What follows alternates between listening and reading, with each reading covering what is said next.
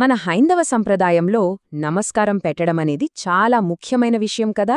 కానీ ఎప్పుడైనా గమనించారా, సాష్టాంగ నమస్కారం చేసే పద్ధతిలో పురుషులకు స్త్రీలకు మధ్య ఒక చిన్న తేడా ఉంటుంది. అసలు ఆ తేడా ఎందుకొచ్చింది, దాని వెనుక ఉన్న అసలు కారణాలేంటో ఈరోజు మనం వివరంగా చూద్దాం. అవును, చాలా మందికి వచ్చే సందేహం ఇదే. అసలు స్త్రీల విషయంలో ఈ ప్రత్యేకమైన నియమం ఎందుకు పెట్టారు? దీనికి సమాధానం ఎక్కడో లేదు, మన సాంప్రదాయ గ్రంథాలలోనే చాలా స్పష్టంగా ఉంది.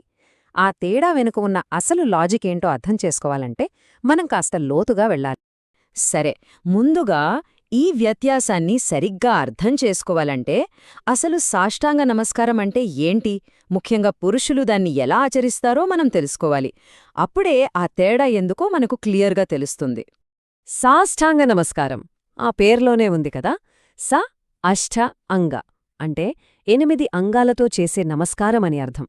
ఇది కేవలం కింద పడుకుని దండం పెట్టడం కాదు, మనల్ని మనం పూర్తిగా ఆ భగవంతుడికి సమర్పించుకుంటున్నామని చెప్పడానికి ఇదొక ప్రతీక, ఒక రకంగా సంపూర్ణ శరణాగతి అన్నమాట. మరి ఆ 8 అంగాలు ఏవి? మన శాస్త్రాల ప్రకారం ఛాతీ, నుదురు, 2 చేతులు, 2 కాళ్ళు, ఇంకా 2 మోకాళ్ళు, ఇవన్నీ ఒకేసారి నేలను తాకాలి. ఇలా చేయడం ద్వారా మనం దైవం పట్ల మన పూర్తి గౌరవాన్ని, విధేయతను చూపిస్తాం. ఓకే, పురుషులు చేసే పద్ధతి చూశాం కదా. ఇప్పుడు అసలు పాయింట్కి వద్దాం. మరి ఇదే పద్ధతి స్త్రీలకు ఎందుకు వర్తించదు? ఈ నిర్దిష్టమైన భంగిమ వాళ్ళకి ఎందుకు సూచించలేదు? దీని వెనుకున్న శాస్త్రపరమైన కారణమేంటో ఇప్పుడు తెలుసుకుందాం. మన గ్రంథాలు చెప్పే కారణం ఏదో ఫిలాసఫీకి సంబంధించింది కాదు, చాలా ప్రాక్టికల్, పూర్తిగా మన శరీర నిర్మాణానికి సంబంధించిన విషయం. ఒక కీలకమైన శారీరక వ్యత్యాసం మీదే ఈ నియమం ఆధారపడి ఉంది. అవును, ఇక్కడే ఉంది అసలు విషయం. ఈ సంప్రదాయం వెనుకున్న ఉద్దేశం ఒక్కటే, శరీరంలోని ఒక చాలా ముఖ్యమైన అవయవాన్ని కాపాడటం అనే ఒకే ఒక్క సూత్రం చుట్టూ ఈ నియమం అల్లుకుని ఉంది. మొత్తం లాజికంతా ఈ ఒక్క వాక్యంలోయే ఇమిడిపోయింది. మన శాస్త్రాలు ఎంత సూటిగా చెప్పాయంటే ఆ స్థానంలో గర్భకోశం ఉంటుంది అని. అంటే సాష్టాంగ నమస్కారం చేసేటప్పుడు పొట్ట నేలకు తగులుతుంది కదా, సరిగ్గా ఆ ప్రదేశంలోనే గర్భాశయం అంటే వూంబ్ ఉంటుందని అర్థం. సో లాజిక్ చాలా సింపుల్ అండ్ క్లియర్ కదా. 1. ఈ పద్ధతిలో నమస్కారం చేస్తే స్త్రీల ఉదర భాగం నేలకి ఆనుకుంటుంది. 2. ఆ భాగంలోనే గర్భకోశముంటుంది. 3.